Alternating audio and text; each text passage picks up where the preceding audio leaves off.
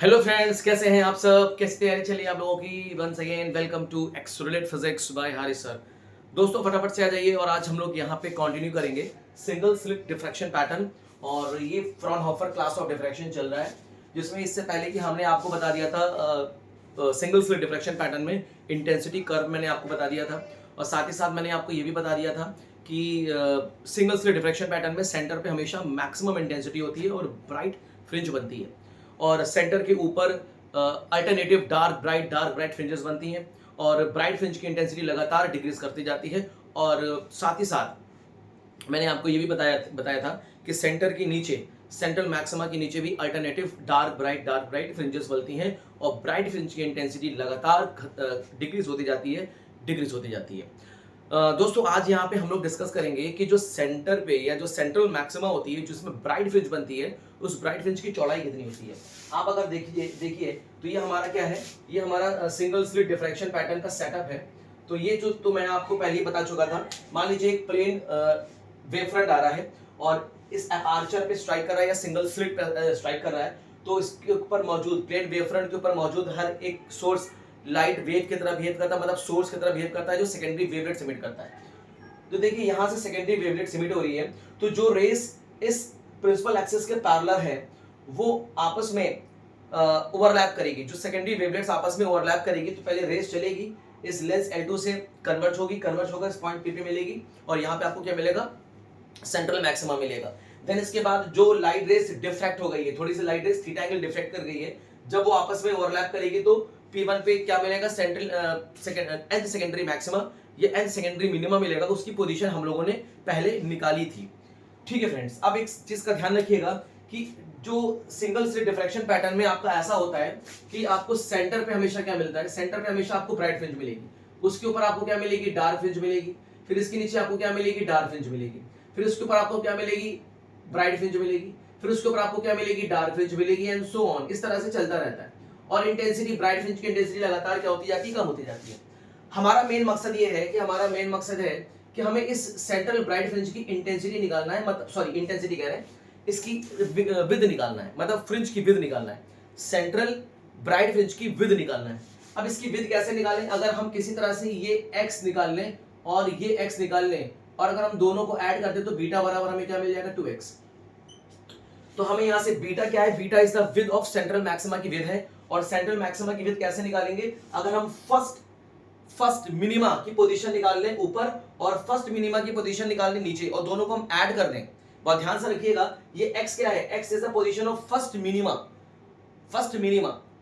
First secondary minima, और नीचे भी पोजीशन क्या है, फर्स्ट सेकेंडरी मिनिमा। और यहां से आपको पोजीशन निकल जाएगा फर्स्ट सेकेंडरी मिनिमा और फर्स्ट सेकेंडरी मिनिमा, दोनों को ऐड कर देंगे तो हमें सेंट्रल ब्राइट फ्रिंज की विद मिल जाएगी। तो हमारा मेन टारगेट है सेंट्रल ब्राइट फ्रिंज की विद निकालना। और साथ ही साथ हम ये देखेंगे कि सेंटर पे जो ये एंगल सस्टेन हो रहा है, ये जो एंगल सस्टेन हो रहा है, इसको हम इसकी मान लीजिए थीटा है, ये एंगल थीटा है, तो कितना हो जाएगा, 2 थीटा। इस 2 थीटा को बोलते हैं angular with of central maxima का एंगुलर विद। तो हम एंगुलर विद में निकालेंगे और लीनियर विद में निकालेंगे सेंट्रल मैक्सिमा की। बाकी आप किसी भी फ्रिंज की विद निकाल सकते हो, nth सेकेंडरी मैक्सिमा या nth सेकेंडरी मिनिमा की किसी भी मैक्सिमा की आप विद निकाल सकते हो आसानी से। उसके बाद फिर हम लोग देखेंगे minimum possible order of minima in deflection pattern, Fresnel's distance देखना है, काफी कुछ पढ़ना है इसमें। और इसके बाद आज हम स्टार्ट करेंगे डबल स्लिट डिफ्रैक्शन पैटर्न। ठीक है फ्रेंड्स, तो फटाफट से देखिए किस अप्रोच के साथ हम स्लिट की मतलब सेंट्रल मैक्सिमा की थिकनेस निकालेंगे या इसकी विद निकालेंगे। आपको पता है कि पार्ट डिफरेंस, सिंगल स्लिट में पार्ट डिफरेंस कितना आता है, a sin थीटा आता है। अब अगर थीटा अगर बहुत ही स्मॉल है तब थीटा बराबर क्या रखेंगे, sin थीटा, और sin थीटा बराबर हम tan थीटा कर देंगे कि थीटा अगर वेरी स्मॉल है तो दोनों की वैल्यूज लगभग क्या होती है, इक्वल होती हैं।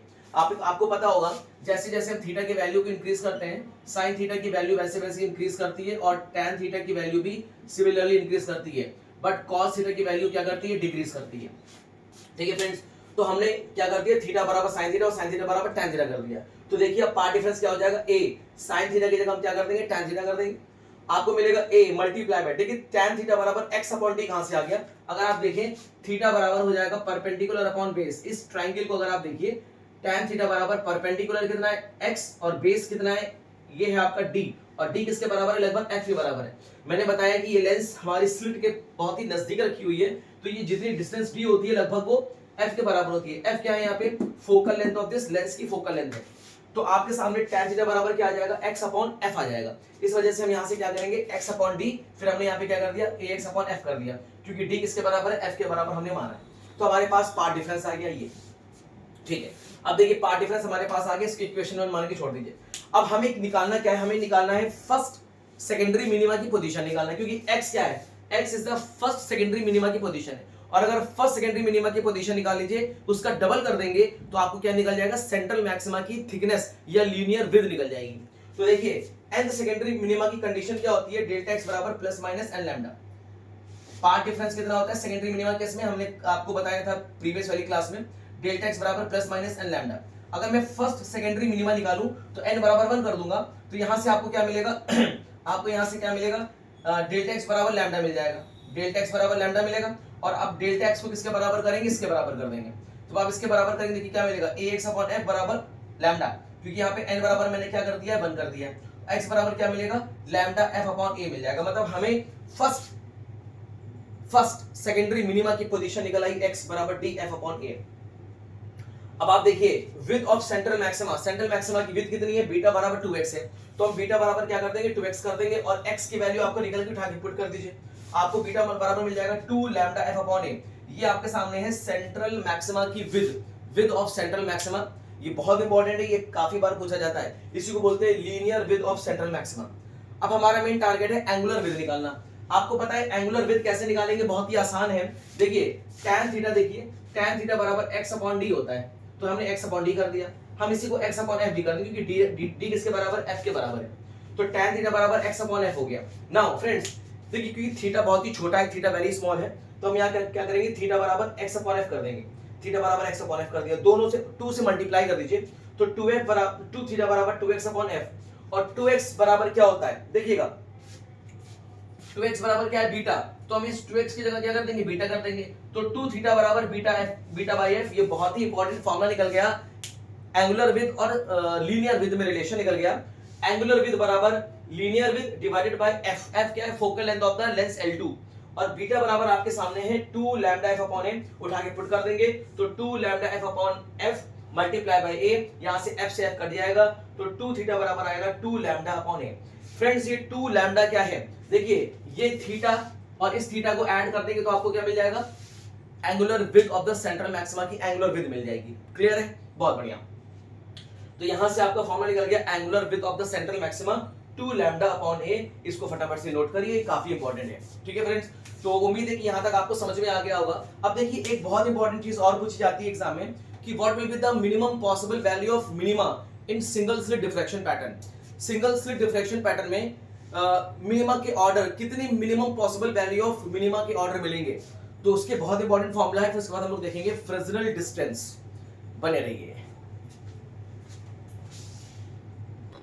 देखिए फ्रेंड्स, अब यहां से आपसे ये भी पूछा जाता है कि सिंगल स्लिट डिफ्रैक्शन पैटर्न में मैक्सिमम ऑर्डर ऑफ मिनिमा और मैक्सिमम ऑर्डर ऑफ मैक्सिमा, एक लाइन सेगमेंट में कितने मैक्सिमम ऑर्डर ऑफ मैक्सिमम और मिनिमा बनेंगे सेंटर के ऊपर और सेंटर के नीचे, मतलब सेंट्रल ब्राइट के ऊपर और सेंट्रल ब्राइट के नीचे, दोनों में हमें काउंट करना है।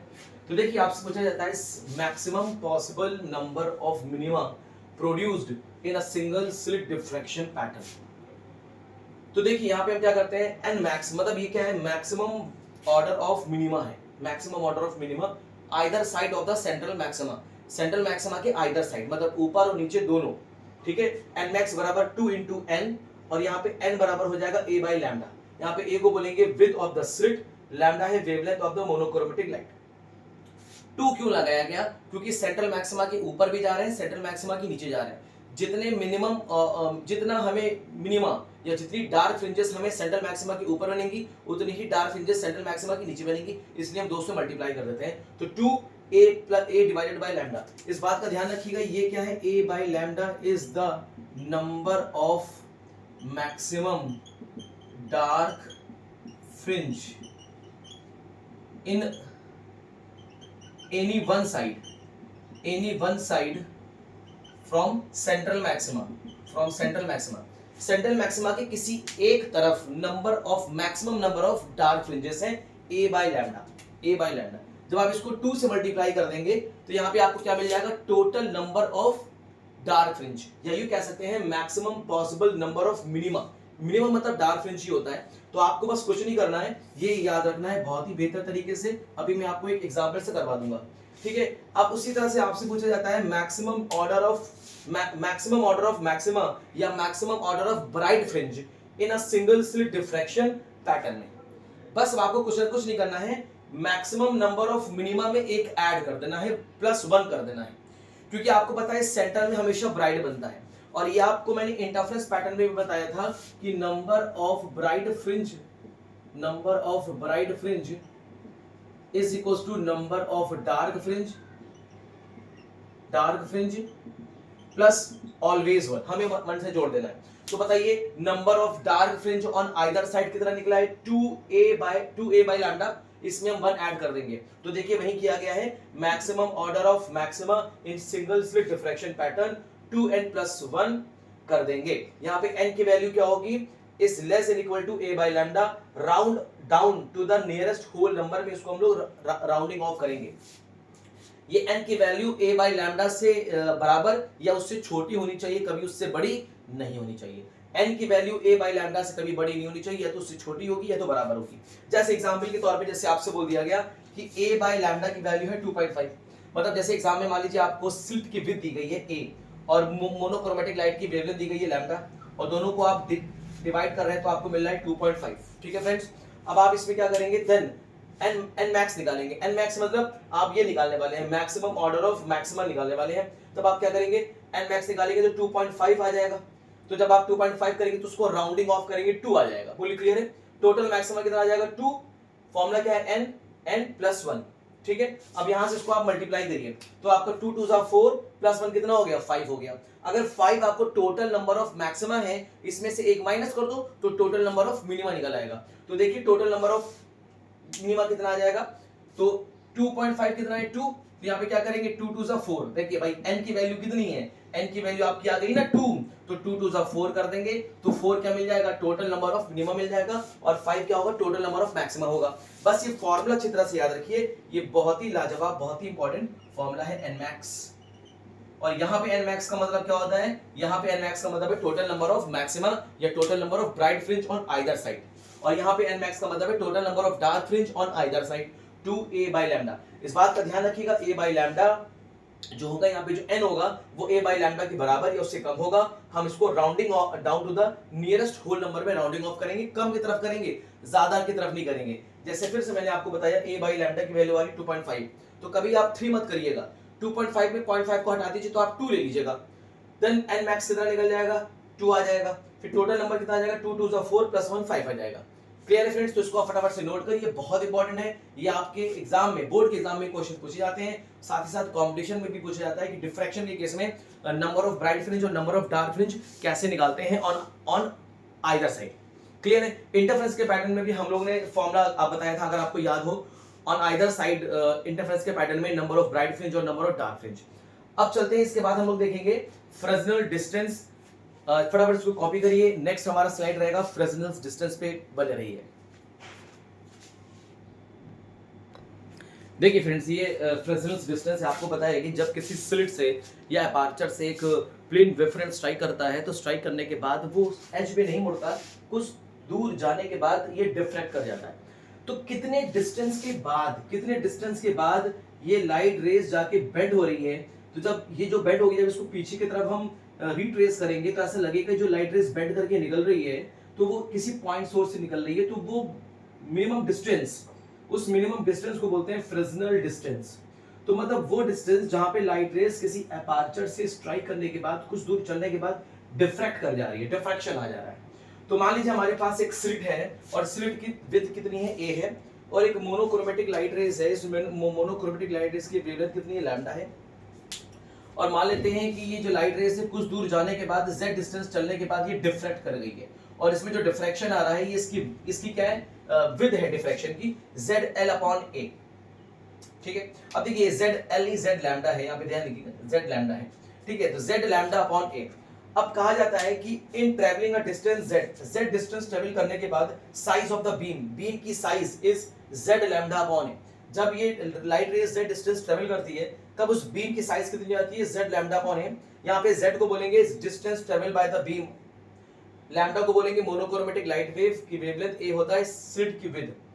तो याद रखिएगा अगर इस बीम की साइज इस विड्थ के साइज के बराबर या उससे बड़ी है तब, so taking z lambda upon a is greater equal to a, उस केस में आपको a स्क्वायर हो जाएगा, तो z is greater than a square upon lambda. Now distance zf is called, यहाँ पे डिस्टेंस zf को बोलते हैं फ्रेसनेल्स डिस्टेंस, और फ्रेसनेल्स डिस्टेंस का फॉर्मूला आपका आ जाता है a स्क्वायर बाय लैम्डा। इसका मतलब कहने का है कि z की value a square upon lambda के बराबर या z की value a square upon lambda से बड़ी हुई तभी आपको डिफ्रैक्शन का पैटर्न दिखेगा। अगर z की value a square by lambda से छोटी हो गई तब डिफ्रैक्शन का पैटर्न प्रोमिनेंट हो जाएगा। उस केस में आपको एक इमेज का फॉर्मेशन रे डायग्राम्स करके बताना पड़ेगा अगर z की value a square by lambda से छोटी हो गई। तो याद रखिएगा फ्रेसनेल डिस्टेंस की वैल्यू कितनी होती है, a स्क्वायर अपॉन लैम्डा की होती है, ठीक है। तो ये मैक्सिमम मिनिमम होती है a स्क्वायर बाय लैम्डा और maximum a square by lambda से ज्यादा हो सकती है। तो मिनिमम कितनी होनी चाहिए, a स्क्वायर बाय लैम्डा की मिनिमम होना चाहिए, और इसी मिनिमम डिस्टेंस को बोलते हैं Fresnel distance a square by lambda. और फ्रेसनेल डिस्टेंस पे बेस्ड क्वेश्चन कंपटीशन में बहुत आता है, तो फ्रेसनेल डिस्टेंस का डायरेक्ट फॉर्मूला यूज करिएगा a स्क्वायर बाय लैम्डा। इस डिस्टेंस से छोटी फिर आपको डिफ्रैक्शन का पैटर्न ऑब्जर्व नहीं हो पाएगा, तब हम इमेज का फॉर्मेशन बताएंगे, रे डायग्राम से करके बताते हैं, ठीक है। तो ये हमारा हो गया फ्रेसनेल डिस्टेंस। अब हम लोग चलते हैं नेक्स्ट देखेंगे आगे की तरफ। हमारा अभी एक दो टॉपिक इसमें और बाकी है, फिर हम लोग चलेंगे diffraction due to the double slit. चलिए फ्रेंड्स देखिए अब diffraction due to the double slit, diffraction due to the double slit, double slit से डिफ्रैक्शन करेंगे। डबल स्लिट से कैसे करेंगे, अब देखिए डबल स्लिट में एक स्लिट आपके पास ये है और एक स्लिट आपके पास ये है, और इनके बीच का सेपरेशन है b।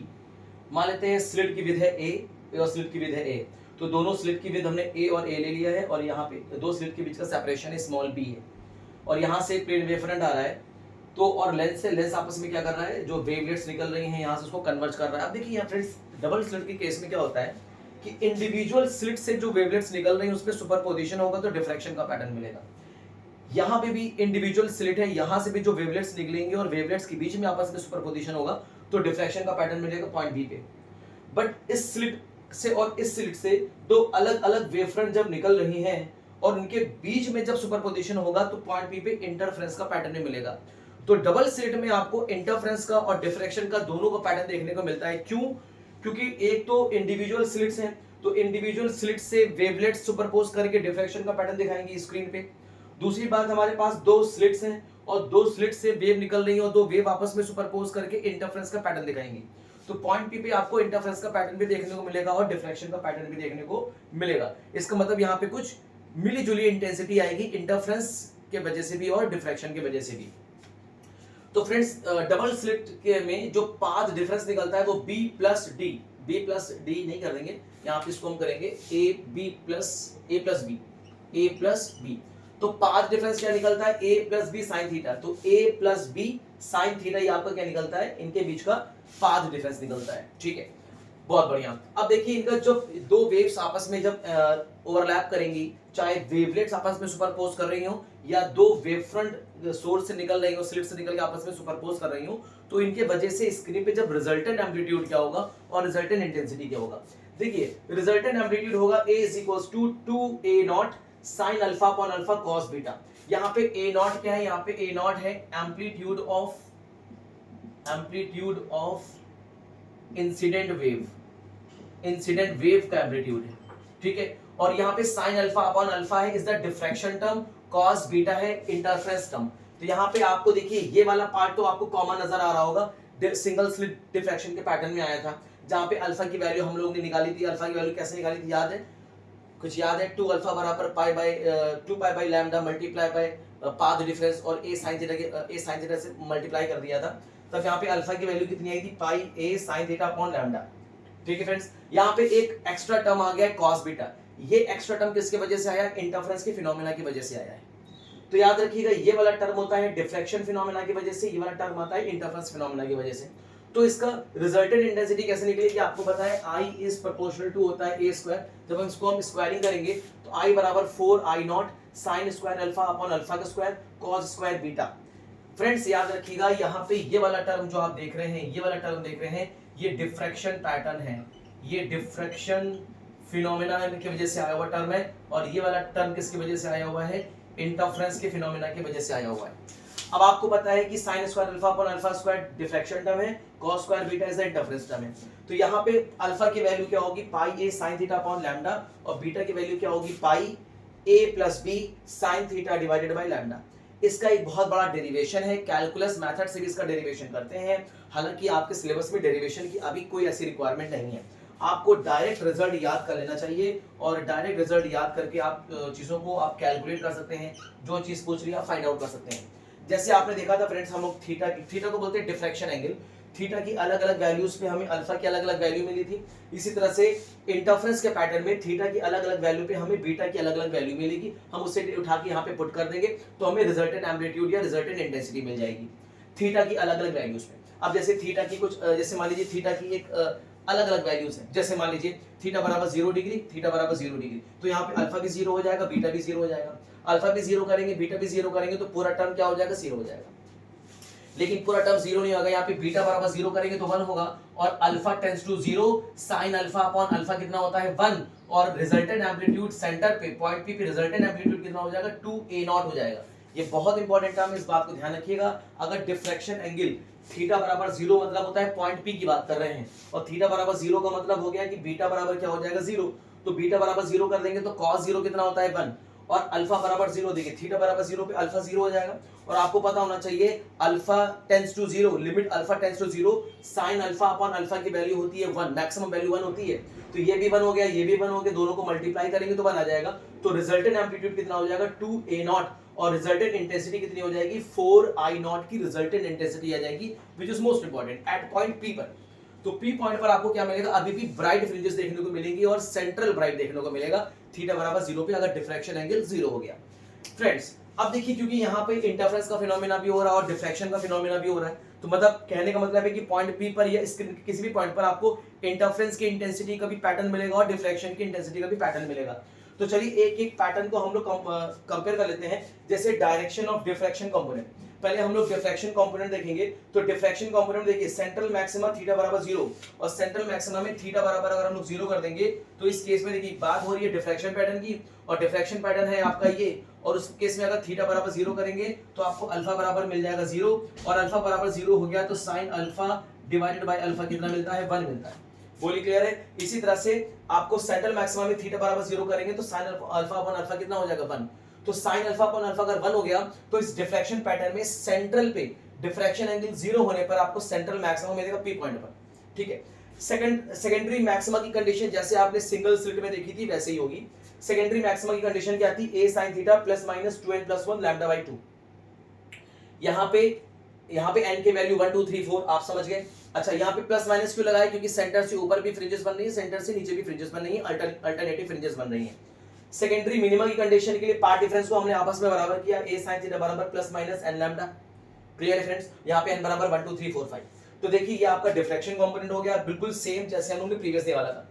इंटरफेरेंस कंपोनेंट के लिए जस्ट चीजें अपोजिट हो जाती हैं। जो डिफ्रैक्शन कंपोनेंट में कंडीशन ऑफ मैक्सिमम कंडीशन होती है वो किसकी बन जाती है, मिनिमा की बन जाती है, और कंडीशन ऑफ मिनिमा किसमें बन जाती है, मैक्सिमम बन जाती है।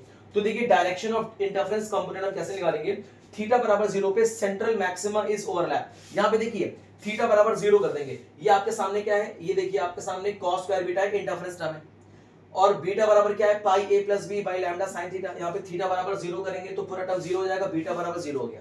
बीटा बराबर 0 पुट कर देंगे तो cos स्क्वायर बीटा कितना हो जाएगा 1 हो जाएगा, और cos स्क्वायर इस केस में क्या हो जाएगा, cos स्क्वायर बीटा इस केस में फ्रेंड्स प्लस 1 आपको देखने को मिलेगा। इसका मतलब थीटा बराबर 0 पे cos स्क्वायर बीटा भी 1 हो गया, और sin अल्फा अपॉन अल्फा भी 1 हो गया, और sin अल्फा अपॉन अल्फा का होल स्क्वायर करेंगे तो ये भी 1 आएगा, तो 1 मल्टीप्लाई बाय 1 बिकम 1। इसका मतलब सेंटर पे अभी भी आपको क्या देखने को मिलेगा, सेंट्रल मैक्सिमा या ब्राइट फ्रिंजेस देखने को मिलेंगी।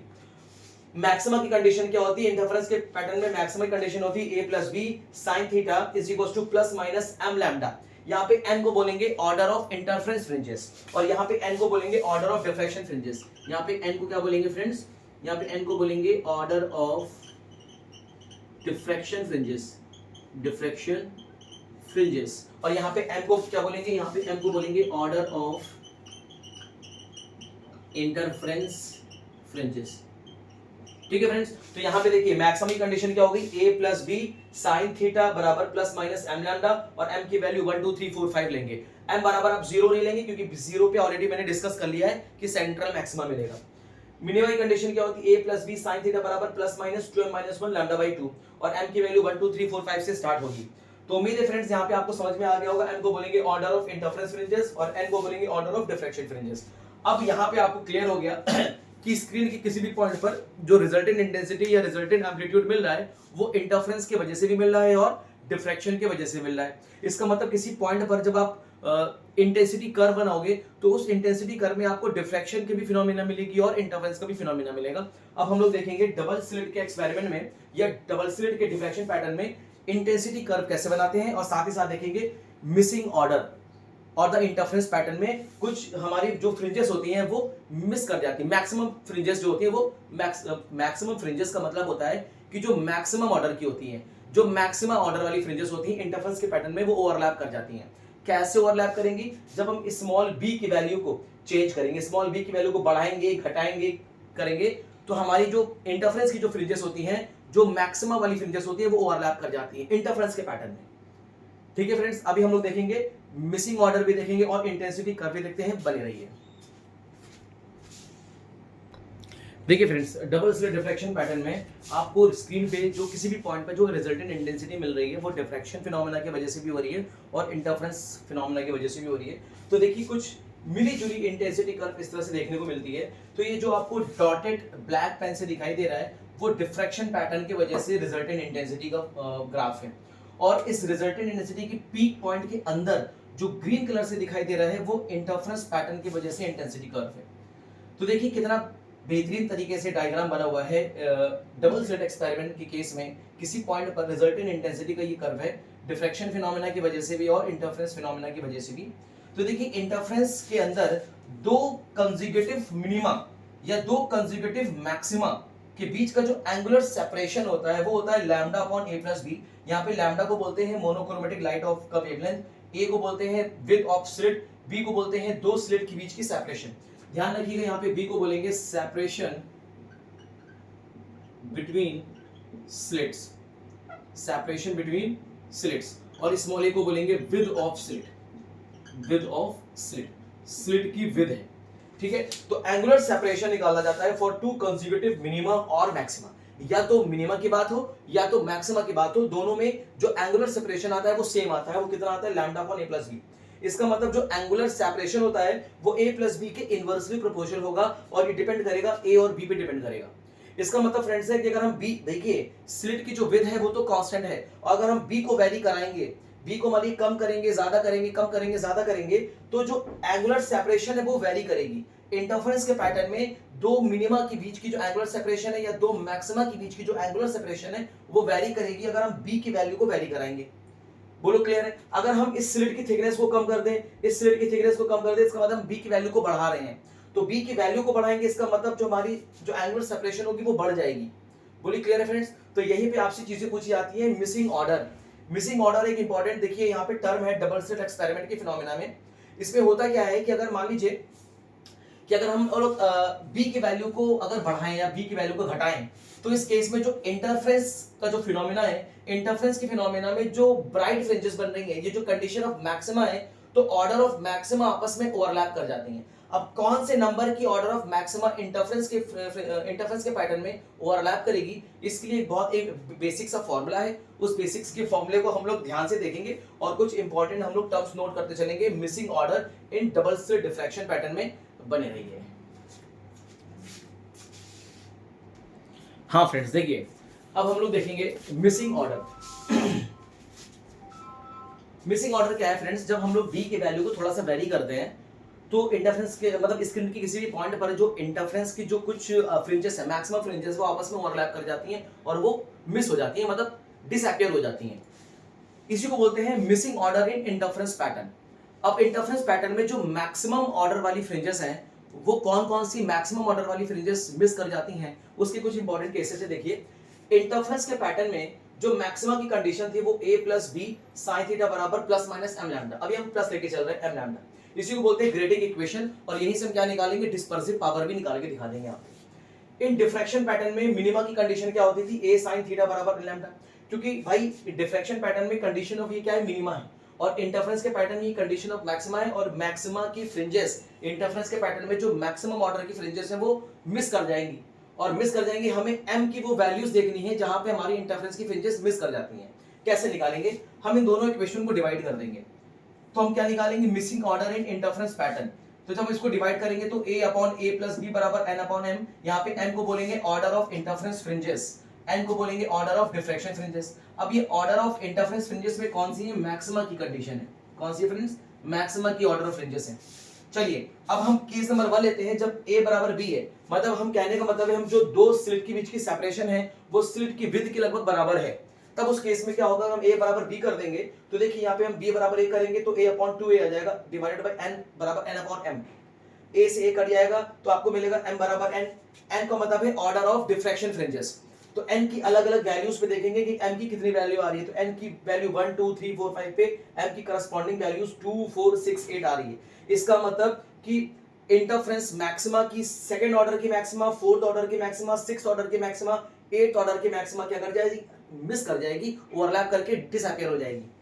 तो missing order of interference maxima क्या हो जाएगा, second order, fourth order, sixth order, eight order की ये जो फ्रिंजेस हैं इंटरफेरेंस की, मैक्सिमम ऑर्डर की जो फ्रिंजेस है, मतलब मैक्सिमा की जो फ्रिंजेस है वो मिस कर जाएंगी, यहां से ओवरलैप कर जाएंगी, ठीक है। इसी तरह से अगर मान लीजिए 2a बराबर b करें, मतलब जो स्लिट के बीच की सेपरेशन है वो स्लिट की विड्थ के दुगने के बराबर है, तो 2a बराबर b करेंगे तो इस केस में देखिए b बराबर 2a करेंगे तो a अपॉन 3 आ जाएगा, a से a कट जाएगा n बाय m, तो क्रॉस मल्टीप्लाई करेंगे तो n बराबर 3n आ जाएगा। तो n क्या है, order of diffraction fringes, n की अलग अलग वैल्यूज पे देखेंगे, m की वैल्यूज क्या आ रही है 3 6 9 सो ऑन। तो missing order of interference maxima की मिसिंग ऑर्डर क्या हो जाएगी, थर्ड ऑर्डर की मैक्सिमा, सिक्स्थ ऑर्डर की मैक्सिमा और नाइन्थ ऑर्डर की मैक्सिमा ये मिस कर जाएगी, मतलब ओवरलैप करके डिसअपीयर हो जाएगी। तो ये बहुत इंपॉर्टेंट है, ये आपसे पूछा जाता है। और एक लास्ट केस ये भी बनता है कि अगर b बराबर 0 हो, इफ लास्ट केस नंबर 3 क्या है, इफ b बराबर 0, अगर b बराबर हम 0 कर देंगे तो ये स्लिट आपस में क्या कर जाएगी, कंबाइन कर जाएगी, स्लिट कंबाइन हो जाएगी, तो b बराबर 0, इसका मतलब a प्लस b में क्या हो जाएगा, ये a के बराबर हो जाएगा। अब ये a के बराबर हो जाएगा तो a अपॉन a कर देंगे, तो यहाँ से a अपॉन a बराबर हो जाएगा n अपॉन m, तो यहाँ से क्या मिल जाएगा, n बराबर m मिल जाएगा। इसका मतलब फ्रेंड्स कि यहाँ पे हमारी इंटरफेरेंस की पूरी फ्रिंजेस हट जाएंगी, इंटरफेरेंस की पूरी फ्रिंजेस डिसअपीयर हो जाएंगी, मतलब n की अलग अलग वैल्यूज पे, n की वैल्यू 1 2 3 4 5 पे m की वैल्यू 1 2 3 4 आएगी, मतलब m की जितनी भी मतलब इंटरफेरेंस की जो मैक्सिमम फ्रिंजेस हैं या मैक्सिमम ऑर्डर की फ्रिंजेस हैं, जो ब्राइट फ्रिंजेस हैं वो डिसअपीयर हो जाएंगी। मतलब कहने का मेरा मतलब है कि इस पॉइंट P पर, स्क्रीन पर अगर हम B की वैल्यू यहाँ पे अगर दो स्लिट के बीच की डिस्टेंस को हम 0 कर देंगे तो आपको स्क्रीन पे सिर्फ और सिर्फ डिफ्रैक्शन का पैटर्न देखने को मिलेगा, इंटरफेरेंस का पैटर्न पूरी तरीके से डिसअपीयर हो जाएगा, खत्म हो जाएगा। तो ये केस नंबर 3 बन जाता है, तो केस नंबर 1 है, case number 2 and case number 3। ठीक है फ्रेंड्स, तो यहाँ पे हमारा क्या खत्म हो गया, डबल स्लिट डिफ्रैक्शन पैटर्न हमारा यहाँ पे समाप्त हो गया, खत्म हो गया, जिसमें मैंने आपको बता दिया डबल स्लिट डिफ्रैक्शन पैटर्न। ठीक है, अब इसके बाद देखिए, अब इसके बाद आपका और इसके बाद क्या आता है, कुछ इंपॉर्टेंट टॉपिक इसमें और बाकी है, वो भी हम इसको डिस्कस कर लेंगे, और रिजोल्यूशन ऑफ ऑप्टिकल इंस्ट्रूमेंट, इन सब का हम लोग देखेंगे, फॉर्मूला और इंपॉर्टेंट कॉन्सेप्ट। तब तक आप अपनी पढ़ाई करते रहिए, तैयारी करते रहिए। All the very best.